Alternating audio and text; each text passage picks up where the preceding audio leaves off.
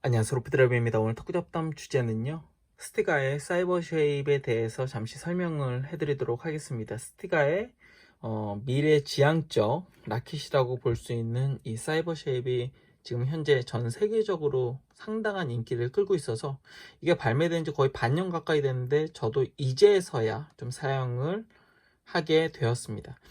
이 라켓은 사실 제가 이제 구하기 전에 다른 분이 해외 직구로 한 라켓을 쳐보았는데, 확실히 중펜 같은 경우에는 그립의 영향이 상당히 좀 중요하기 때문에 제가 제 손에 맞추어서 지금 조금씩 익숙해지고 있는데, 처음 쳤을 때하고는 느낌이 좀 다르게 생각보다 그렇게 이질감은 크지 않았습니다. 우선 사이버 쉐입을 이해하기 전에 스티가라는 브랜드에 대해서 좀 이해를 할 필요가 있는데, 스티가는 탁구의 진심인 브랜드이죠. 사실 버터플라이가 현재는 전 세계적으로 가장 그 스폰서 소유가 가장 많고 또 브랜드의 인지도도 가장 좋은 것으로 알고 있습니다. 근데 스티가 같은 경우에는 오히려 버터플라이에 비해서 좀 더 탁구의 기본적인, 특별히 이 라켓 쪽에서는 기본적인 그 뿌리, 전통의 브랜드라고 볼 수가 있습니다. 왜냐하면 우리가 잘 알고 있는 대부분의 이 합판은 스티가의 예전 클래식군들, 오펜시브, 올라운드, 그리고 클리퍼의 그 구조들을 그대로 개량해서 조금씩 발전하면서 만든 라켓들이라고 보는 것이 좋기 때문에 그렇습니다. 물론 버터플라이 같은 경우에는 90년대에 그 아릴레이트를 카본과 함께 엮어서 아릴레이트 카본으로 특수 소재 라켓에서는 선두주자가 맞습니다. 그렇기는 한데 라켓 자체, 특별히 합판 라켓으로 보았을 때는 스티가가 가장 전통성이 있는 브랜드이다. 그리고 그 전통적인 그런 브랜드 안에서 조금씩 또 미래지향적인, 좀 진보적인 또한 성향을 가지고 있는 게 오히려 스티가다. 전통인데 늘 새로운 것을 시도하는 브랜드이기도 합니다. 뭐 예를 한번 들어보면 하드우드 시리즈 같은 경우에도 그 전에도 물론 있긴 했죠. 뭐 코토도 있고, 특히 윌럭 같은 경우에 호두 이런 나무를 통하여서도 있었고, 그리고 바이올린, 그 화이트 애쉬, 물프레 나무를 통해서도 있기는 했으나 본격적으로 에보니를 사용을 했고요. 흑단, 그리고 로즈우드, 장미목을 표충으로 사용했고, 메이플도 사용을 했습니다. 물론 이후에 윌럿도 사용을 했고요. 그 외에 뭐 여러 가지 이제 라켓들을 만들면서 새로운 시도들을 많이 했습니다. 표층을 하드우드로 함으로써 기존의 림바 코토가 주를 이루었던 라켓 시장에 새로운 좀 바람을 만들어냈고, 스티가에서 그렇게 만들어내니까 다른 브랜드에서도 다 그런 라켓들을 또 만들기 시작했습니다. 또 하나는 스티가 같은 경우에 원래 합판이 강세였는데 폴리볼로 넘어가면서 텍스트림이라는 스웨덴의 국가기술이죠. 그 카본이기는 한데 카본이 이렇게 그 실처럼 되어 있거든요. 근데 그것에 최소한의 본드를 사용을 해서, 일반적으로 우리가 이 라켓에 들어가는 카본들은 약간 단단한 판처럼 되어 있습니다. 판처럼 들어갔을 경우에. 근데 텍스트링 같은 경우에는 찰랑찰랑거립니다. 마치 면 소재, 우리 이 옷 면 소재 같은 약간 그런 모양으로 되어 있고, 그리고 실제 그 모양 자체도 상당히 다릅니다. 이렇게 약간 이렇게 뭐라 그럴까요? 이게 면처럼 이렇게 되어 있다면, 텍스트림은 약간 일자로 약간 그 체크보드 같은 약간 그런 모양으로 되어 있어요. 근데 그것을 통해서 카보나도 시리즈가 나오게 되고, 이후에도 뭐 여러 라켓들, 슈신이 지금 사용하고 있는 어 뭐죠? 갑자기 생각이 안 난다. 그러한 최근까지도 그런 라켓들에도 다 이 텍스트림, 물론 농도를, 이 밀도를 좀 다르게 해서 만든 그런 라켓들도 나왔는데, 문제는 이겁니다. ABS 볼로 나오면서 ABS 볼로 나오면서 스티가가 기존에 가지고 있던 아이덴티티가 있었거든요. 합판이지만 좀, 그러니까 일반 그 통이 아니잖아요. 그 통판이 아닌 합판이지만 거기에 본드가 들어가지만 맑고 긴 울림. 그러니까 중간에 잡음이 섞이지 않은 긴 울림이 있고 표면에서 공이 마치 이렇게 달라붙는 듯한 그런 감각들. 그래서 중국 국가대표들이 스티가의 제품들을 많이 사용했고 실제로 스티가는 중국에서 굉장히 큰 인기를 끌게 됩니다. 특히 고경도 러버와의 조합 시에 상당한 융통성을 확보해주는 라켓이기도 해요. 그래서 중국 러버 같은 경우 스티가 라켓들과 상당히 잘 맞습니다.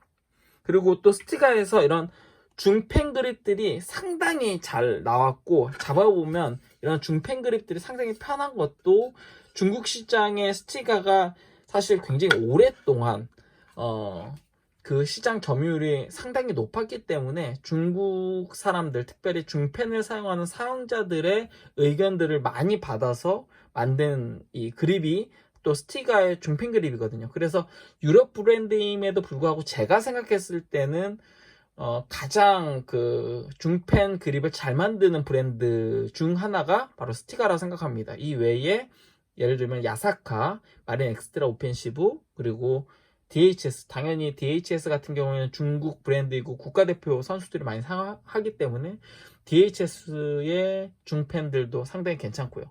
하지만 일본 브랜드나 유럽 브랜드에서의 중펜 그립은 약간 좀 불편한 그런 라켓들도 없지 않아 있기는 합니다.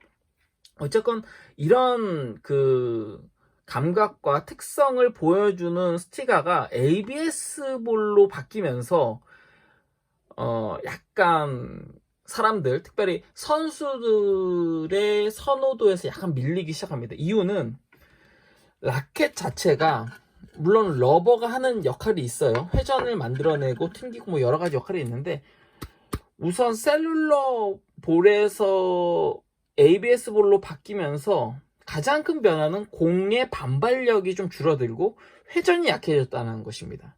근데 요 회전, 특별히 러버를 아무리 지금 현재 러버 하이텐션 기술이 높다고 하더라도 회전을 예전 셀룰러 볼에서 만들어냈던 회전만큼 만들어내기는 ABS 볼에서 힘들다라는 거예요.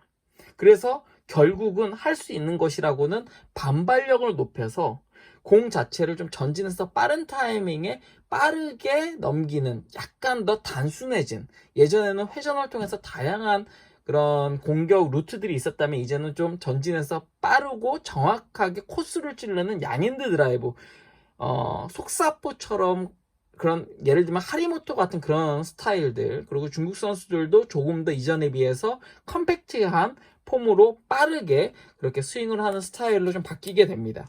그리고 그렇게 공을 갖다 조금이라도 더 빠르게 튕겨내고 좀 더 강하게 보내기 위해서는 당연히 특수 소재가 유행을 하게 되고, 원래도 버터플라이가 인기가 있었지만은 특히 2010년도 넘어서 2010년 후반 정도로 가면서 급격히 선수들이 하판 라켓을 사용했던 선수들이 아릴레이트, 특별히 아우터 쪽을 많이 잡게 됩니다. 물론 W 그룹 8과 같은 이너 쪽으로도 선수들이 많이 가게 됩니다. 결국은 특수 소재가 이너이든 아우터든 특수 소재로 가게 된다는 것이죠. 그리고 그 이유는 앞에서 이야기 드렸듯이 회전에 몰빵을 하기에는 ABS 볼이 아무리 해도 이전만큼 회전이 나오지 않기 때문에 결국은 반발력을 높여야 됐다는 것입니다. 그리고 그러한 과정 가운데에서 그나마 그래도 특수 소재 중에서 회전의 손실을 최소한으로 하면서 반발력을 높일 수 있는 게 바로 아릴레이트 라는 것을 선수들이 이제 깨닫게 되면서 버터플라이의 인기가 확 올라가게 됐죠. 이런 이 탁구 역사적으로 또 공을 통하여서 분위기가 이제 이 라켓 시장의 분위기가 바뀌게 되면서 결국은 그 전에 텍스트림이라는 카본의 라켓을 만들었던 스티가에서 본격적으로 우리가 흔히 알고 있는 그런 라켓을 만들게 됩니다. 바로 요 인스피라인데요. 이 인스피라 같은 경우엔 그 카보나도하고 결정적으로 다른 게 카본이 텍스트림이 아니라 일반 크로스 코어 파이버라고 되어 있습니다. 우리가 흔히 알고 있는 카본입니다. 물론 요 카본도 직조 그리고 그 카본에 들어간 뭐 밀도나 아니면 종류에 따라서 사실 카본의 종류가 상당히 다양한데 스티가에서 어떤 걸 사용했는지 모르겠지만은 그래도 우리가 알고 있는 그런 카본을 사용을 했다. 첫 번째이고요. 그 카본을 중간에 넣기 위해서 이전에 스티가에서는 굉장히 소량의 그 접착제를 좀 특수한 목재와 목재를 붙일 때에는 접착제가 소량이 있어도 붙거든요. 그리고 좀 더 약한 악유와 같은 그런 접착제로 붙일 수 있었는데 카본은 목재가 아니다 보니까 이게 붙질 않아요. 그래서 에폭시를 사용을 했다.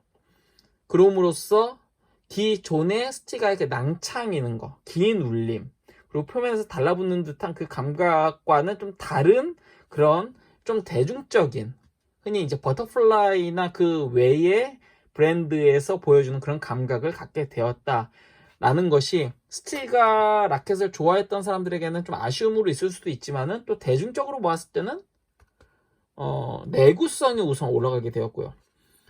이전에는 스티가 라켓은 내구성이 떨어진다라고 했는데 인스피라서부터는 내구성이 상당히 올라갔습니다. 그리고 카본 종류가 어떤 건지는 모르겠지만 이너로 되어 있는데 약간 아우터적인 성향을 갖고 있으면서도 공을 상당히 잘 잡아주고 받치듯이 잘 잡아주고 라켓이 아들레이트 카본이 아님에도 불구하고 그와 비슷하게 범용적으로 사용하기 좋습니다. 비스카리아류의 라켓을 사용하셨던 분들이 인스피라 치면 감각도 좋고 괜찮은데? 생각보다 괜찮은데? 라고 아마 느끼시기에 아마 생각보다 많은 분들이 그럴 겁니다. 근데 넘어가기가 쉽지가 않은 게 요 라켓 같은 경우에도 지금 가격이 떨어졌다고 해도 26만 원이더라고요. 26만 원인 걸 보면 비스카리아보다 거의 10만 원이 비싸기 때문에 굳이 그 돈을 주고 넘어갈까 싶기는 합니다. 근데 보시면은 요 목재의 질이나 이런 전체적인 디자인이나 고급스러움이나 스티가의 브랜드에서 주는 또 아우라나 등을 보았을 때의 고가의 라켓인데 잘 만든 라켓인 것은 확실합니다. 그리고 지금 이야기 들은 그런 크로스 카본을 사용을 하면서도 에폭시를 통하여서 기존과는 조금 다른 스티가의 새로운 방향, 좀 미래지향적으로 한 번 더 도약을 할 수 있는 그런 구조의 그런 라켓을 요 인스피라를 시작으로 만들었는데 이게 너무 비싸다 하면은 좀 저렴하게 카본은 좀 다릅니다. 이거는 좀 신 카본인 것 같아요. 약간 소프트 카본인 것 같긴 한데 그래도 에폭시를 통해서 반다라는 이 브랜드는 굉장히 클래식한 브랜드인데 스티가에서 인수를 하면서 반다에서 반다 카본이라는 라켓을 만들었는데 이 라켓 정말 괜찮습니다. 이게 아마 공식 수입업체에서도 한 8만원 정도에 판매하는 걸로 알고 있는데 좀 저렴하게 구하면 한 6만원 정도면 구할 수 있을 것 같아요. 근데 라켓 상당히 괜찮습니다. 이것도 이너이고 약간 얇은 카본이기는 한데 두께가 좀 있어요. 한 7mm 정도 됩니다. 근데 웬만한 그 아우터 아릴레이트 혹은 아우터 라켓을 치던 분들 중에서 공을 좀 더 깊이 하면서도 좀 자연스러운 감각, 파워까지 겸비한 라켓을 원한다 하면은 반다 카본 상당히 추천할 수 있고 가성비도 상당히 좋은 그런 라켓이라고 볼 수 있습니다. 이 중펜 같은 경우에는 계속해서 품절인데 이 라켓 정말 좋습니다. 예, 중펜 특히 정말 좋습니다. 가벼운 무게만 찾을 수 있다면 이 라켓도 굉장히 좋고 그리고 요 인스피라 같은 경우는 고급스러운 디자인 그리고 조금 더 단단하면서도 파워가 좋기 때문에 인스피라도 좋습니다. 근데 사이버 쉐입을 설명을 드리려고 하다가 이렇게 말이 좀 길어진 게 스티가를 제가 개인적으로 굉장히 좋아하는 브랜드이기 때문에 이제 사이버 쉐입이라는 라켓에 대해서 벌써 14분 가까이가 됐는데 이제서야 얘기가 나왔네요. 인스피라와 정말 기가 막히게 동일한 라켓입니다. 물론 표층 같은 경우에는 검정색으로 염색을 했어요. 근데 속의 구조를 보면은 카본 종류까지도 완벽하게 동일합니다. 물론 표층을 검정색으로 코팅을 했으니까 아마 표층이 동일한 코트라고 하더라도 좀 더 단단할 거예요. 그런데 기본적으로는 좀 비슷함에도 불구하고 우선 요 헤드가 스티가 중펜들은 헤드가 좀 커요. 헤드가 일반적인 DHS보다도 더 큽니다. 굉장히 좀 헤드가 큽니다. 스티가가 중펜에 대해서 진심이라는 게 앞에 이야기 드렸던 중국 시장을 통해서 받은 노하우가 여기에도 묻어나는 것 같아요. 중펜은 헤드가 커야 돼요. 예. 근데 이 헤드가 큰 거보다 더 큽니다. 사이버 쉐입은. 쉐이크보다 더 커요. 쉐이크 사이버 쉐입보다 더 커요. 크기 때문에 요거를 좀 염두를 할 필요가 있고, 왜 갑자기 헤드 얘기를 했냐면 헤드가 커지고 그리고 하나 둘 세 개의 이 꼭지점의 거리를 갖다가 이렇게 균형을 갖다가 잡으면서 뭐 스위스팟이 넓어졌다, 뭐가 좋아졌다, 뭐 이런 얘기들이 있지만은 기본적으로 울림 자체가 좀 더 길어졌습니다. 울림이. 인스피라는 약간 울림이 짧아요. 이것도 휘청이진 않습니다. 근데 그럼에도 불구하고 약간 더 부드러워진 느낌이 있어요. 이건 판이 넓어졌기 때문에 그런 것 같고요. 두 번째는, 약간 부드러워졌다 하는데, 요 라켓이 지금 현재 아마 제가 알기로는 스티가 스폰서 선수들 대부분이 지금 사이버 쉐입을 쓰고 있고, 그리고 일본 시장 같은 경우에도 사실 스티가가 그렇게 인기를 끌을 만한 그런 시장이 아니거든요. 일본 시장이. 특히나 고가잖아요. 이건 엄청 비싸더라고요. 국내 공식 수입업체로는 39만 원이고 아마 해외 직구로 싸게 사도 한 30만 원 정도는 드릴 텐데, 일본 같은 경우는 특히나 탁구 용품이 더 비싸요. 그럼에도 불구하고 지금 판매율이 2위, 3위 정도 하는 걸 보면은 일본 시장에서도 엄청나고 중국 시장에서도 아마 굉장히 인기가 높고, 그래서 한국의 공식 수입 업체를 통해서도 굉장히 늦게 들어왔고, 특히나 중펜 같은 경우에는 아직 공식적으로 판매를 하지도 못하고 있는 상황이에요. 이게 판매가 너무 뭐 만드는 족족 나가기 때문에 판매할 게 없다라고 하더라고요. 근데 요 스티가 같은 경우에 이렇게 인기가 있는 이유가, 요 사이버 쉐입이 인기가 있는 이유가 앞에 이야기 들었던 그런, 예를 들면 비스카리아 같은 경우에는 아릴레이트가 약간 부드러우면서 공을 갖다가 좀 이렇게 안아주는 느낌. 물론 울림에 대한 진동 감쇄 효과도 있지만 공을 이렇게 부드럽게 안아주는 느낌이 있다면, 사이버 쉐입 같은 경우에는 오히려 그냥 대거나 때렸을 때는 튕겨내는 느낌이 있습니다. 이게 뭐지 싶어요. 튕겨내는 느낌이 있습니다.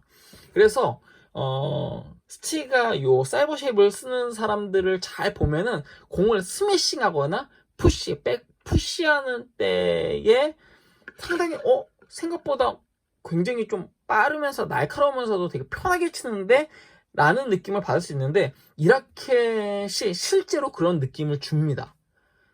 굉장히 신기해요. 왜냐하면 사실 우리가 이 동그란 라켓에서 공을 실제로 타고 하는 면 한 요 정도가 될 거예요. 요 부분을 특히나 스위스팟이 요 면적 중에서 좀 더 좁은 부분 가운데 요 정도에 있다라고 생각을 하시면 됩니다. 네. 근데 사이버 쉐입 같은 경우는 요렇게 생겨가지고, 원래는 요렇게 생겨야 되는데 요게 요렇게 생겼습니다. 이렇게 동그란 모양으로 되어야 되는데 이 면적이 약간 옆으로 이렇게 옆으로 생겼습니다. 그러니까 탁구를 갖다가 위에서 밑으로 가게 되잖아요. 뒤에서 앞으로 가게 되고 밑에서 위로 푸시를 하더라도 이렇게 실제로 맞는 면적이 굉장히 좀 넓다라는 느낌이 있습니다. 그러니까 우리가 실제 탁구로 뭐 스매싱을 하든 뭐 스트로크를 하든 드라이브를 하든 간에 빡 치다 보면은 스위스팟을 벗어난 곳에도 맞게 될 거잖아요. 근데 이 사이버 쉐입 같은 경우에는 치면 칠수록 약간 위에 맞았는데 약간 밑에 맞았는데 근데 스위스팟이야. 약간 그런 느낌이 있습니다. 또 하나는 이제 블록 같은 경우에도 굉장히 좀 탄탄하게 튕겨내는데, 웬만하면 스위스팟 안에 걸치기 때문에 타구가 공 자체가 빠르게 튕겨나는데도 불안한 것보다는 공이 확실히 잡혔다가 쏘아지듯이 약간 나가는 약간 그런 느낌이 있습니다. 그래서 블록에 상당히 좋고, 드라이브 같은 경우에도 특이한 게, 드라이브 같은 경우에는 오히려 공이 인스피라에 비해서 약간 더 부드러운 느낌이 있어요. 약간 튕겨내는데 또 드라이브 했을 때는 약간 공이 뭐라 그럴까,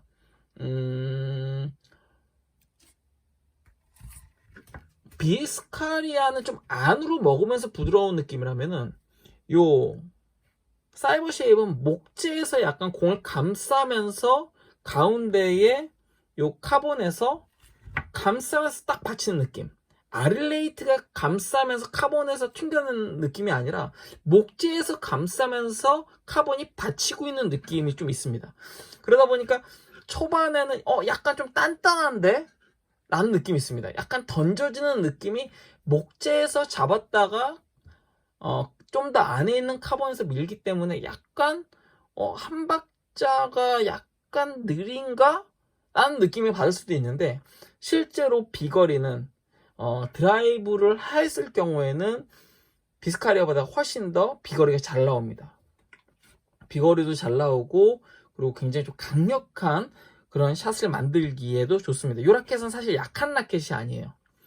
그러다 보니까 이 라켓은 좀 특이하게 드라이브 전용으로 나온 라켓이긴 하지만은 누님 탁구에 상당히 괜찮습니다.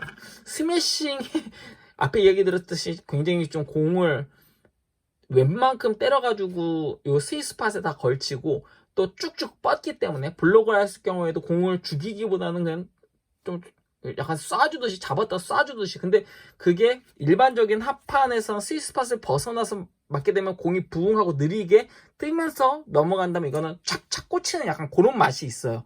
요 라켓 특유의 희한한 맛이 있습니다. 요 형태를 통해서 스티가에서 이거하고 완전 똑같이 만든 구조거든요. 그럼에도 불구하고 약간 특성이 약간 좀 다르게 좀 신기하게 만들었습니다. 그래서 이 라켓 같은 경우에는 솔직히 그냥 제가 계속 요즘 한 3일 쳤는데 치면서 느끼는 거는, 가장 큰 치명적인 단점은 비싸다. 근데 그 외에는 솔직히 단점이 별로 느껴지지 않는다. 물론 헤드가 크기 때문에 좀 무게적인 부담이 있을 수 있는데, 이게 또 특이한 게 옆으로 넓은 거거든요. 요쪽으로 지금 넓은 거예요. 여기는 오히려 좁아졌습니다. 위는 요 부분도 날아가고 요 부분도 날아갔으니까 요 옆으로가 넓어서 그런지는 모르겠지만, 분명히 라켓 전체 무게는 무거워졌는데 스윙하거나 실제 타구했을 때는 그렇게까지 무게가 많이 늘어났다는 느낌을 받지는 못해요. 이게 무게중심이 헤드에 쏠려야 되는데 완전 끝에 쏠리기보다는 이 가운데에 몰려있다는 느낌이 있습니다. 이런 동그란 거는 헤드가, 러버가 무거운 러버를 붙이면 헤드로 끝으로 가게 되는데, 요거 같은 경우는 옆으로 있어서 약간 끝보다는 약간 스위스팟 쪽에 무게중심이 약간 걸쳐있다는 느낌이 있고, 그로 인해서 스윙을 했을 경우, 쉐이크 같은 경우 스윙을 했을 때 회전축 자체 원심력이 좀 더 잘 받으면서도 그렇게 큰 무리, 그러니까 이게 좀 이상해요. 회전축을 많이 받으면 무게의 이 저항값이 늘기 때문에 몸에 부담이 되어야 하는데, 이게 초반이기 때문에, 아니면은 이게 제가 좀 좋은 인상을 받아서 그런지 모르겠는데 어쨌든 그렇더라고요. 그래도 면적이 넓기 때문에 평소보다 가능하면 한 2, 3g 정도는 좀 가벼운 라켓을 구해서 사용하시기를 추천을 좀 드릴게요. 아이고, 오늘 진짜 길게 좀 이야기를 드렸는데, 스티가 라켓들은요, 근본이 있는 라켓들입니다. 여기서는 허투루 만드는 라켓들은 아마 제가 생각했을 때 스티가는 없는 것 같아요. 특수 소재로 치면은 사실 버터플라이가 가장 특수 소재로는 최고의 브랜드인 것은 맞는데, 탁구 라켓으로 치면 스티가는 버터플라이 못지않다. 다만 구입하실 때 좀 참고하셔야 될 게, 요 그립 같은 거 있잖아요. 지금도 이렇게 했을 때 가시가 박힐 것처럼 마감이 좋지 못합니다. 스티가, 유럽 사람들이 왜 이렇게 만들었는지 모르겠는데 마감이 그렇게 좋지 못해요. 그래서 페이퍼 사포 있잖아요. 굉장히 좀 고운 사포, 고운 사포를 한번 이렇게 다 문질러 줘야 됩니다. 이쪽은 되게 거칠어요. 처음 왔을 때는. 이거 마감이 왜 이렇게 정도밖에 안 되나 싶을 정도이긴 한데, 오히려 반다 요거 저가 라켓은 굉장히 좀 만져보시면은 괜찮습니다. 요거는 약간 요런 목재가 원목이 아니라 이렇게 약간 좀 이렇게 다 집성목처럼 했잖아요. 근데 스티가도 물론 합판으로 만들긴 했습니다. 이게 얇게. 그렇긴 한데 결 자체가 이렇게 살아있잖아요. 목재가. 그러다 보니까 요 결에 따라서 마감을 제대로 해줘야 되는데 스티가에서는 그렇게 친절하지는 않습니다. 그런데 분명한 거는 라켓은 좋아요. 예. 만약 비스카리아를 계속 사용하고 있었는데 나는 뭔가 새로운 라켓을 쓰고 싶다. 난 고가여도 된다. 그러면 이겁니다. 예. 이너를 쓰다가 이 라켓을 쓰면 공이 너무 튀는데 울림이 약간 큰 거를 원하시는 분들은 오히려 이너 ALC류 아니면은 카보나도 시리즈를 찾아보시기를 추천을 드리고요. 만약 아우터를 사용을 했다. 이것도 지금 이너입니다. 라켓은. 표층이 있고, 그리고 목재 있고, 다음에 카본 있고, 다음에 중층 있잖아요. 그러니까 이너임에도 불구하고 아우터적인 성향이 강해요. 그러면서도 아우터에서 주지 못하는 그 목재의 감각이 살아있고, 그러면서도 반발력이 좋기 때문에 이 라켓은 인스피리아보다 좀 더 미래지향적인, 아마 요 라켓이 이렇게 나옴으로써 다른 브랜드에서도 지금까지처럼 동그란 라켓만 출시하진 않을 거예요. 그 각 브랜드마다 이제 특유의 이 모양들을 계속 개발을 하겠죠. 근데 요 라켓 아마 현재 나온 라켓 중에서는 가장 좀 재미있는 라켓이 아닐까, 만족감을 줄 수 있는 라켓이 아닐까. 디자인도 멋지고요. 그래서 이렇게 장황하게 좀 설명을 드렸습니다. 너무 긴데요.